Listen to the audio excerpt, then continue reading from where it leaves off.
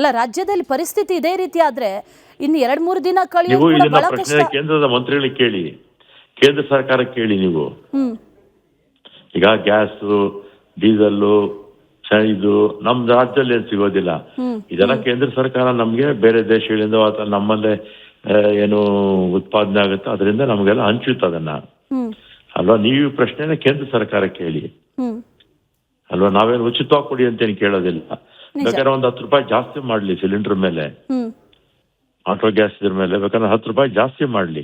ಹ್ಮ್ ಹ್ಮ್ ಈಗ ಕಮರ್ಷಿಯಲ್ ಮಾಡಿದಾರಲ್ಲ. ಅದ್ರ ಜೊತೆಲಿ ಈ ಆಟೋ ಚಾಲಕರಿಗೆ ತೊಂದರೆ ಆಗ್ತಾ ಇರೋದು ಏನಂತಂದ್ರೆ, ಈ ಬಂಕ್ಗಳಲ್ಲಿ ಒಂದೇ ರೀತಿಯ ದರ ಇಲ್ಲ.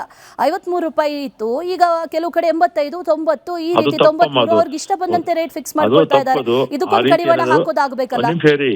ಆ ರೀತಿ ಏನಾದ್ರು ಜಾಸ್ತಿ ತಗೊಂಡ್ರೆ ಹ್ಮ್ ಮತ್ತೆ ಇದು ಆಹಾರ ಮತ್ತು ನಾಗರಿಕ ಇದು ಇಲಾಖೆಗೆ ಇದಿರುತ್ತೆ, ಸಂಬಂಧಪಟ್ಟಿರ್ತಕ್ಕಂಥ ಗ್ರಾಹಕರದ್ದು ಇದಿರುತ್ತೆ ಇಲಾಖೆ.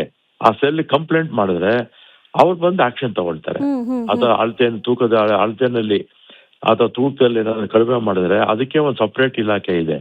ರೇಟ್ ಜಾಸ್ತಿ ತಗೊಂಡ್ರು ಕೂಡ ಅದು ತಪ್ಪೇ. ಅದು ಆ ಥರ ಸ್ಪೆಸಿಫಿಕ್ ಆಗಿ ಕಂಪ್ಲೇಂಟ್ ಕೊಟ್ರೆ ನಾನೇ ಪೊಲೀಸ್ ಕಮಿಷನರ್ ಮಾತಾಡ್ತೀನಿ. ಅಲ್ಲ, ತಪ್ಪು ಅಂತ ಗೊತ್ತಿದ್ರು ಕೂಡ ನಡೀತಾ ಇದೆ. ಪರಿಸ್ಥಿತಿ ಲಾಭ ತಗೊಳ್ತಾ ಇದ್ದಾರಾ ಹಾಗಾದ್ರೆ ಬಂಕ್ ಮಾಲೀಕರು ಅನ್ನೋ ಪ್ರಶ್ನೆ. ಸರ್ಕಾರ ಇದಕ್ಕೆ ಮಧ್ಯಪ್ರವೇಶ ಮಾಡಿ ಮಾರ್ಗಸೂಚಿಗಳನ್ನೇನಾದ್ರೂ ಬಿಡುಗಡೆ ಮಾಡಬಹುದಾ ಸರ್? ಮಾಡ್ಬೇಕಮ್ಮ, ಇದು ನಮ್ ಜವಾಬ್ದಾರಿನೇ. ಹ್ಮ್ ಇದನ್ನ ಕೇಂದ್ರ ಸರ್ಕಾರದ ಮೇಲೆ ನಾನು ಹೇಳಕ್ಕಾಗಲ್ಲ. ಇದು ನಮ್ ಜವಾಬ್ದಾರಿ, ರಾಜ್ಯ ಸರ್ಕಾರದ ಜವಾಬ್ದಾರಿ. ಯಾರಾದ್ರೂ ಹೆಚ್ಚುವರಿಯಾಗಿ ಆತರ ತಗೊಂಡ್ರೆ ಅವ್ರ ಮೇಲೆ ಕಂಪ್ಲೇಂಟ್ ಕೊಡ್ಬೇಕು ನಾವು. ಕಂಪ್ಲೇಂಟ್ ಕೊಟ್ರೆ ಆಕ್ಷನ್ ತಗೊಳ್ಳಿಲ್ಲ ಅಂದ್ರೆ ಆಗ ನಮ್ ತಪ್ಪಾಗುತ್ತೆ. ಫಸ್ಟ್ ನಮ್ ಜನ ಕಂಪ್ಲೇಂಟ್ ಮಾಡೋದನ್ನ ಕಲ್ತ್ಕೋಬೇಕು.